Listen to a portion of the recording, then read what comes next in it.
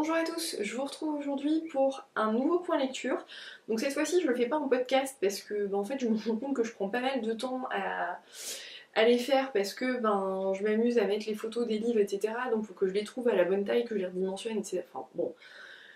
Je me rends compte qu'au final ça prend plus de temps qu'autre chose. Donc on va faire sur le format vidéo. En plus c'est vrai que pour les bandes dessinées ou les livres illustrés c'est quand même plus agréable je pense et ça permet justement de montrer les illustrations, c'est pas plus mal. Après n'hésitez pas après à me dire ce que vous préférez, si finalement vous préfériez le format podcast. Voilà, moi je suis prête à tout entendre, il n'y a pas de souci. Donc je vais commencer tout de suite et puis on va essayer de faire rapide parce que comme vous pouvez le voir il y a quand même pas mal de lectures ce mois-ci. Ce qui n'était pas attendu, mais bon, il faut dire qu'il y a un livre que j'ai lu sur 2 mois, un livre une bande dessinée et 3 livres de moins de 300 pages.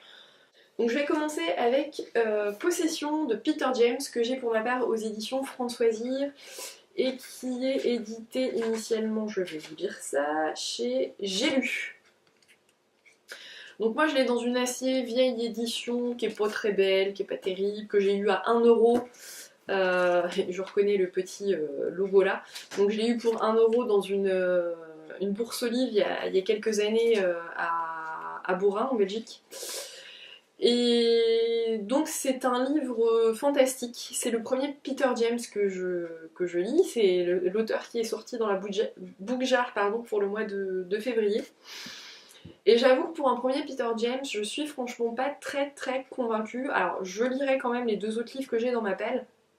Mais c'est vrai que celui-ci il m'a pas emballé. Dans ce livre, on suit Alex Hightower qui apprend brutalement le décès de son fils, donc Fabien. Donc il décède dans un accident de voiture alors qu'il était en France. Et donc initialement elle a beaucoup de mal à croire au décès de Fabien puisque le matin même elle l'a vu dans sa chambre, il lui a parlé et sa chambre est à Londres. Donc forcément elle a un petit peu de mal à croire qu'il soit décédé dans un accident de voiture en France. Malheureusement, petit à petit, avec tous les arguments qu'on va lui apporter, elle va bien être obligée de croire à sa mort et elle va comprendre qu'en fait son fils la hante.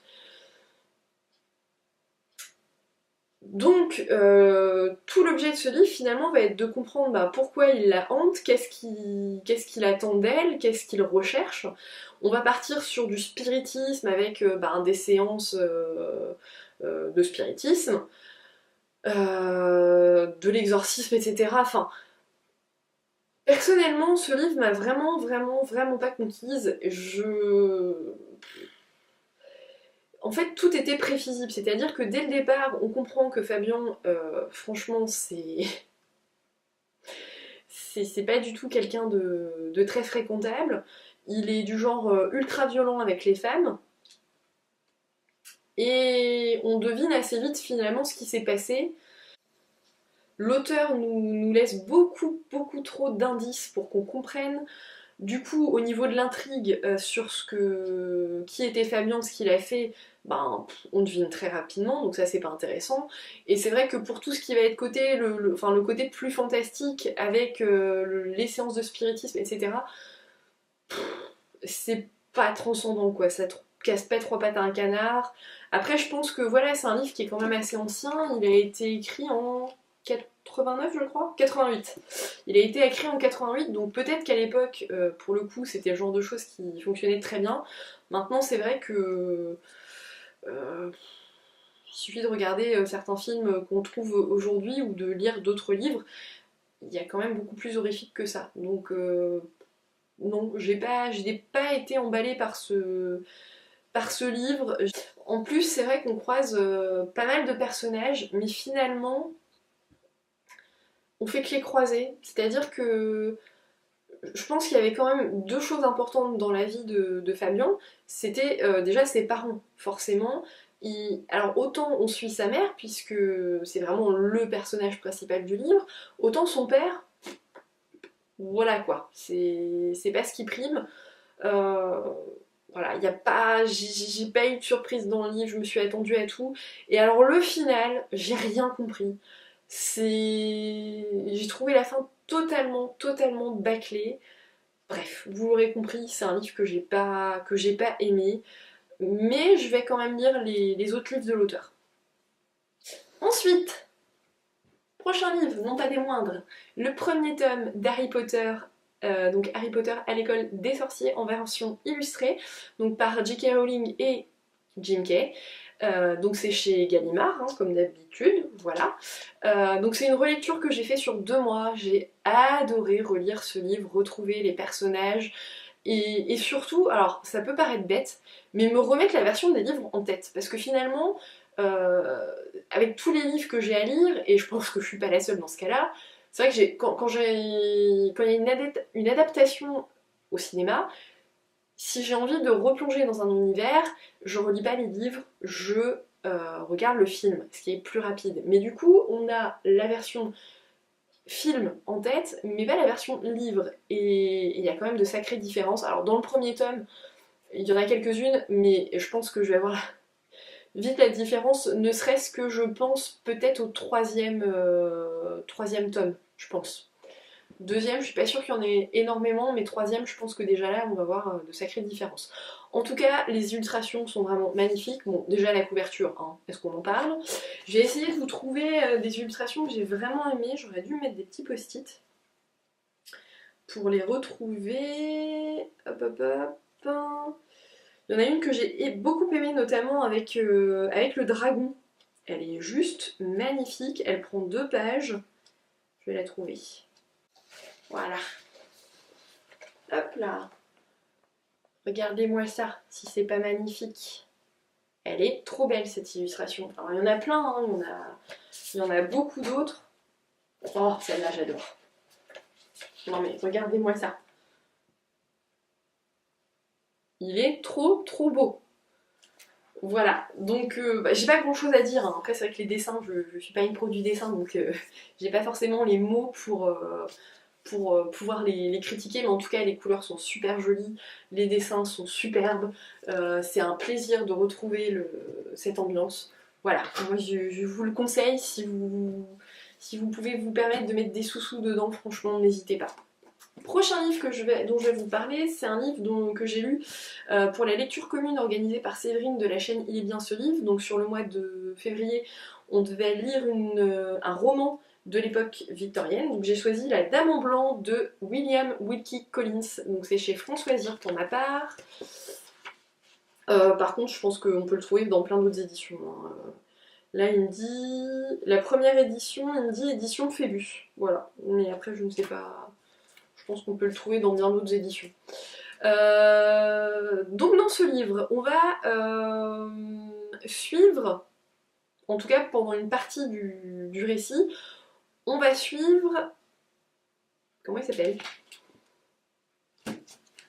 Walter Arkwright, pas facile à dire, qui est un peintre et qui a été engagé pour apprendre cet art à 2 jeunes femmes, Marianne et Laura, qui sont demi-sœurs. Et en fait, sur son trajet pour se rendre là-bas, il va tomber sur une jeune femme en pleine nuit, habillée en blanc, d'où la dame en blanc, qui tient des propos un petit peu incohérents, qui lui demande de l'aider et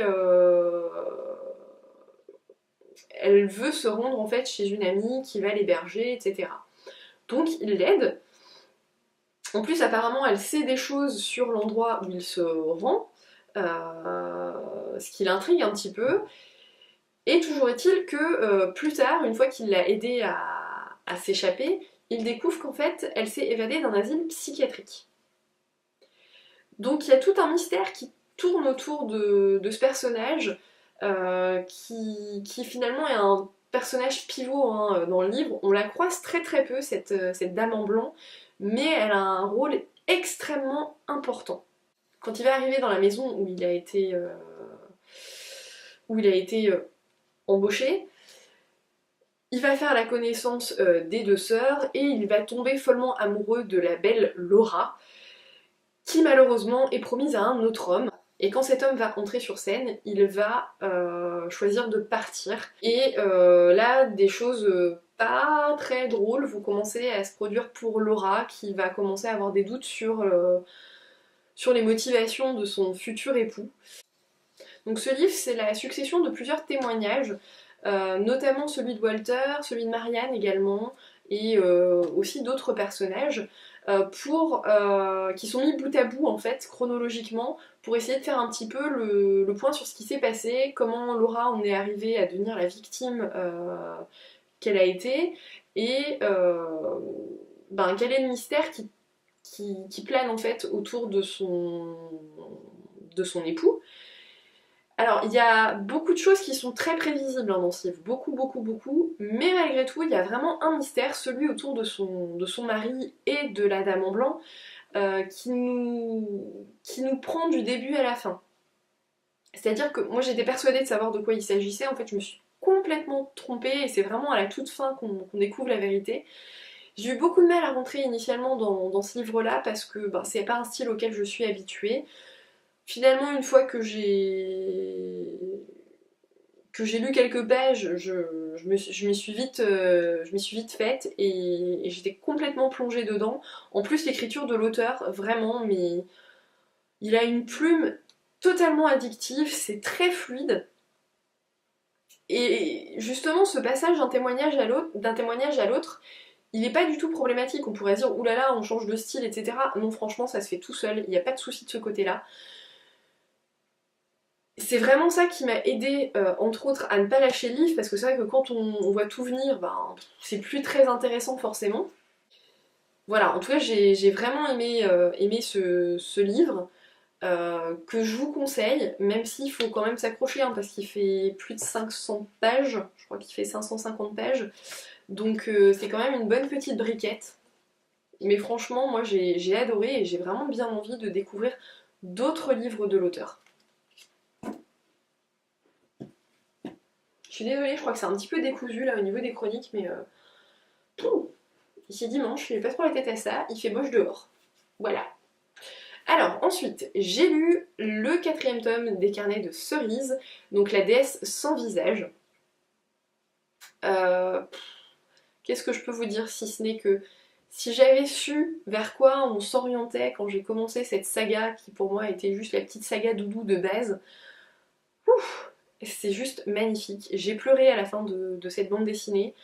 J'avoue qu'elle m'a énormément touchée. Ça a remué en moi des choses que j'avais pas forcément envie qu'on remue. Elle fait vachement écho en moi, et du coup j'ai très très très peur de lire le 5e tome, parce que vu la fin de ce 4e tome, on sait quel sujet va être abordé dans le 5e, et je pense que ça va être très très très difficile et en même temps très beau. Donc c'est écrit par Joris Chamblin, Aurélie Néret, donc publié aux éditions Soleil dans la collection Métamorphose. Les dessins sont juste magnifiques, comme d'habitude, les dessins, les couleurs. Ouais, je vous montre ne serait-ce que, hop, la page là de garde. Regardez-moi ce dessin, c'est juste trop trop beau. Donc dans ce livre, Cerise fête ses 12 ans. Et pour ses 12 ans, sa mère lui a fait un cadeau un petit peu particulier, puisqu'elle l'emmène une semaine en vacances au bord de la mer. Et il va également y avoir un manoir dans lequel elles vont devoir mener des enquêtes. Donc elles vont avoir des indices au fur et à mesure, et voilà, elles vont profiter l'une de l'autre de cette façon-là, mais finalement ça va pas forcément finir comme on peut l'imaginer. La fin est extrêmement touchante. Voilà, je vous conseille fortement de lire cette saga. Préparez les mouchoirs pour ceux qui risquent d'être touchés par le sujet en question. J'ai pas trop envie de vous en dire plus, parce que j'ai pas envie de vous spoiler, mais en tout cas c'est juste magnifique cette saga. Ensuite, je vais vous parler de 40 mots pour la neige de Gilles Blunt, publié ici chez Françoisir, donc initialement aux éditions du Masque. C'est le livre qui a inspiré la série Cardinal, que je voulais lire avant de regarder la série. Donc dans ce livre, Cardinal va être appelé pour enquêter sur la découverte d'un cadavre d'une jeune fille qui avait été portée disparue quelques mois auparavant, disparition sur laquelle il avait enquêté, mais malheureusement sans succès.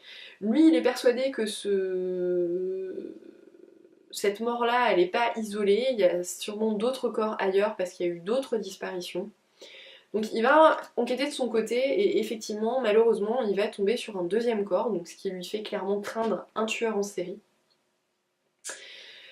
L'enquête est pas forcément facile puisque on va lui imposer une coéquipière qui s'appelle Lise Delorme, qui travaillait auparavant pour le bureau des enquêtes internes. Et en fait, alors il n'est pas censé le savoir, mais il s'en doute un petit peu, elle est là pour enquêter sur lui, puisqu'il y a des soupçons de corruption qui pèsent sur Cardinal. Donc c'est pas forcément le duo qui va fonctionner le mieux au départ. Petit à petit, ils vont apprendre à travailler ensemble. J'ai été un petit peu déçue en fait par rapport à ce livre. Déjà, j'ai trouvé que l'enquête était très étouffée. L'enquête principale en tout cas, par l'enquête sur Cardinal. J'ai trouvé qu'on entendait beaucoup trop parler. Alors c'est certain que c'est important parce que c'est important pour la façon dont on va voir le personnage de Cardinal par la suite. Maintenant, j'ai trouvé que du coup, l'enquête principale était totalement délaissée et ça c'est vraiment dommage. En plus, le tueur, il apparaît beaucoup trop tôt finalement, donc c'est vrai qu'on a un élément de surprise en moins. Après, ce qui est intéressant du coup, c'est que même s'il apparaît tôt, ben, ça nous permet de voir pas mal de passages avec lui et de se rendre compte de l'ampleur de son sadisme. Alors vous allez me dire, c'est tous les psychopathes qui sont comme ça, mais voilà, c'est du bon niveau là quand même. Hein. Bon, après, on n'est pas non plus sur un livre d'horreur, mais bon, c'est sûr que les personnes qui n'ont pas trop l'habitude de lire du thriller un petit peu sanglant, il y a des passages qui risquent d'être un petit peu problématiques, mais bon, c'est pas non plus. Voilà, il y a pire. Ceci dit, l'enquête est quand même assez bien menée, globalement, même si c'est ce que je disais, hein, au départ, ils ont un petit peu de mal à travailler ensemble donc pour Cardinal et Lise Delorme. Mais finalement, ils vont apprendre petit à petit à s'adapter l'un à l'autre. Mais voilà, on manque d'effets de surprise, on a trop d'éléments trop rapidement et ben, on est trop envahi par cette enquête sur Cardinal, par les éléments de vie personnelle aussi sur Cardinal. Voilà, c'est un petit peu dommage. J'essaierai de lire quand même le suivant pour voir si j'aime bien. Mais bon, c'est pas la lecture du siècle pour moi. Ensuite, j'ai lu Petite pause jeunesse, Sherlock Lupin et moi, donc de Pierre Domenico Baccalario, donc qui écrit sous le pseudonyme d'Irène Adler. Donc c'est publié chez Albin Michel. Donc dans ce livre, en fait, on va découvrir Irène Adler, qui est la narratrice de ce livre à l'âge de 12 ans, et qui va faire la connaissance, alors qu'elle est en vacances à Saint-Malo, donc elle va faire la connaissance de Sherlock Holmes, qui lui a 13 ans, et Arsène Lupin, qui a 14 ans. Ils vont très rapidement se lier d'amitié, et ils vont découvrir, au cours d'une de leurs promenades, le corps d'un homme sur une plage. Et ils vont très rapidement décider d'enquêter sur la mort de cet homme. Donc ils vont se retrouver embarqués dans une aventure complètement folle. Alors, moi c'est un livre que j'ai pris beaucoup de plaisir à lire. Alors déjà il est très beau, hein. Au niveau des dessins c'est vraiment super joli. Je vous montre l'arrière également qui est très joli. L'objet livre est vraiment, vraiment très beau. Contrairement à ce qu'on pourrait croire, les trois personnages, franchement, ils collent très très bien ensemble. Et ce que j'ai aimé en fait dans ce livre, c'est que finalement, même s'ils sont quand même très jeunes, eh ben, on a déjà des éléments de personnalité qui ressortent et qu'on retrouvera finalement à l'âge adulte. Et ça, j'ai adoré. C'était super intéressant de lire ça. Après, bon, c'est la jeunesse, hein, c'est pas non plus extraordinaire, c'est pas le polar du siècle, bien évidemment. Mais franchement, si vous avez des enfants dans votre entourage, je pense que ça pourrait tout à fait leur plaire. Moi, il y a de bonnes chances que je l'offre à ma nièce qui vient d'avoir 10 ans. À mon avis, elle devrait aimer. Et alors, au niveau de l'intrigue, personnellement, j'avais pas du tout vu venir la fin, comme quoi, hein, même si c'est de la jeunesse, on se laisse avoir quand même. Mais voilà, j'ai beaucoup aimé ce contexte un petit peu, amitié de vacances, c'était vraiment très, très sympa. Ensuite, j'ai lu Souviens-toi de demain de Vanessa Caffin, donc que j'ai pour ma part chez Françoisir, qui a été édité initialement chez Calmant Lévy. Et alors ce livre, comment vous dire que c'est pour moi une grosse déception. Pourquoi? Parce que ce livre, pour moi, il est vendu comme du thriller. D'ailleurs, si vous regardez la couverture chez Calmant Lévy, c'est exactement la même que celle-ci, sauf que ici, là, c'est rajouté thriller. Pour moi, ce livre n'est pas du tout un thriller, c'est-à-dire que dès le départ, on sait tout. On sait qui est l'assassin, on sait qui il a tué, on sait comment il l'a tué. Pour moi, c'est du suspense psychologique, avec...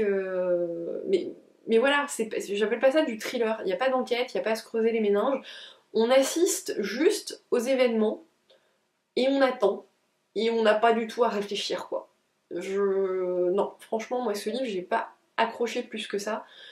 En fait, dans ce livre-là, on va suivre le personnage de Charlie Longe, qui, au début du livre, on le comprend très rapidement, souhaite quitter son compagnon, avec qui ça se passe pas bien du tout, sauf que lui n'accepte pas son départ, il va la frapper et elle perd connaissance et il va l'abandonner dans une rue, il appelle les secours, et finalement, elle, à son réveil, elle se retrouve totalement amnésique. Et c'est pas n'importe quel type d'amnésie, puisque elle oublie chaque jour.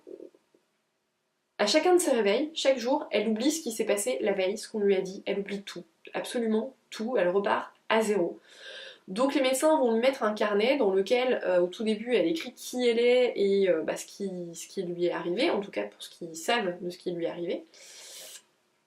Jusqu'au jour où elle s'échappe de l'hôpital dans lequel elle est hospitalisée et se fie à un nouveau carnet qu'elle a entamé, dans lequel elle a écrit une phrase, mais qui finalement est totalement sortie de son contexte et qu'elle interprète complètement de travers. Donc en fait ici on a une quête d'identité, c'est-à-dire qu'elle va retourner chez elle, puisque ça elle sait retrouver son adresse finalement d'une façon ou d'une autre, et petit à petit elle va noter chaque jour ce qu'elle a besoin de savoir pour le lendemain, ce qu'elle va devoir faire, etc. Mais dans tout ça, il faut pas oublier son agresseur finalement, hein, donc son ex-compagnon, qui en fait habite dans le même immeuble qu'elle et qui est un gros psychopathe, un gros pervers. C'est-à-dire qu'il va totalement la manipuler. Donc je dirais que ce côté-là, qu'est-ce qui va se passer, qu'est-ce qu'il va faire, qu'est-ce qu'il va trouver pour lui pourrir la vie encore une fois de plus, ça c'est intéressant, mais c'est la seule chose intéressante, parce que le reste, on n'a pas à réfléchir, je veux dire, on aurait très bien pu imaginer le même livre, mais sans savoir qui avait fait quoi au début. Et là, pour le coup, ça aurait été 100 fois plus intéressant. Mais là, du coup, pour moi, ça a été une grosse déception. Si vous recherchez un thriller où vous allez devoir vous creuser les méninges, franchement, je vous le conseille pas. Après, si vous aimez bien le suspense, essayez, mais voilà. Donc ensuite, j'ai lu L'affaire Protero d'Agatha Christie, qui est le premier livre qui va mettre en scène le personnage d'Agatha Christie. Le narrateur de ce livre est le révérend de Sainte-Mérimède, chez qui le corps du colonel Protero, un homme dont beaucoup de personnes souhaitent la mort, va précisément être retrouvé mort. Alors des suspects, il y en a beaucoup, puisqu'il y a beaucoup de personnes qui souhaitent sa mort justement. Le tout, ça va être de savoir de qui est réellement son assassin, en sachant qu'une personne va spontanément se présenter pour se dénoncer pour ce crime.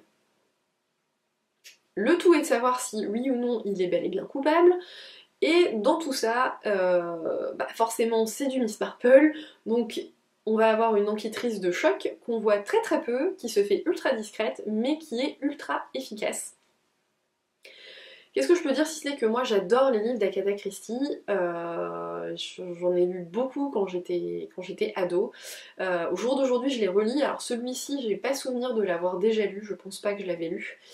Mais en tout cas j'ai adoré, pour le coup je me suis totalement laissée avoir, une fois de plus, hein, comme toujours avec Agatha Christie. Pour le coup j'étais persuadée d'avoir le coupable, et j'avoue qu'au début du coup j'étais un petit peu déçue, parce que je me dis ce serait bien le premier livre d'Agatha Christie où je vois venir la fin, et ben non, je me suis complètement trompée. On passe par tous les états, hein. On est persuadé que c'est un coup un tel, un coup l'autre, et machin, et on passe par tout le monde. Tout le monde y passe, il n'y en a pas un seul à un moment qu'on ne suspecte pas, à la rigueur Miss Marple, on la suspecte pas parce que c'est elle et qu'elle peut pas être coupable, mais sinon, voilà, on se laisse totalement berner du début à la fin. J'ai adoré ce livre. Après, c'est vrai que Agatha Christie, il faut être fan du genre, c'est-à-dire que c'est... On n'est pas acteur finalement de l'enquête. On peut essayer de l'être, mais finalement, il y a toujours des éléments qu'on n'aura pas forcément. Que l'enquêteur, alors là en l'occurrence Miss Marple, mais quand c'est un Hercule Poirot par exemple, un Hercule Poirot, que l'enquêteur va avoir mais que nous on n'a pas. Moi personnellement c'est quelque chose qui me pose absolument pas de souci, mais je ai bien conscience que pour certaines personnes ça peut être problématique. Mais bon, quoi qu'il en soit, je vous conseille vivement les livres d'Agatha Christie et voilà, donc n'hésitez pas à me dire si vous avez lu certains de ces livres, je me dépêche parce que je vois que ça clignote là en rouge. Je suis curieuse d'avoir votre avis dessus. N'hésitez pas à me dire aussi si finalement vous préférez que je revienne à un format podcast.